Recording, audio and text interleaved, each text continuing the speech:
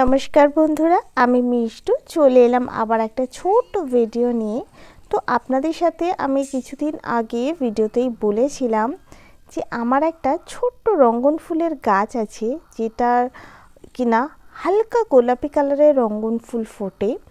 তো দেখুন, এবারে এই গাছে কুঁড়ি ধরেছে এবং প্রতিটা ডালের মাথায় প্রচুর পরিমাণে কুঁড়ি ধরেছে, ছোট ছোট ছোট ছোট, এত সুন্দর দেখতে লাগছে।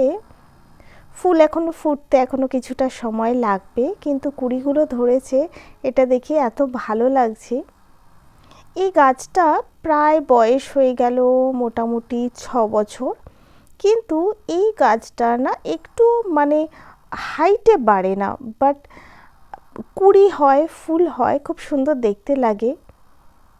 কিন্তু হাইটে গাছটা বাড়ে না ঠিকই, কিন্তু এই ছোট্ট গাছেও ফুল হলে এত সুন্দর দেখতে লাগে। আপনাদের সাথে নিশ্চয়ই আমি শেয়ার করব সে ভিডিও যখন ফুল ফুটবে। আজ আসি।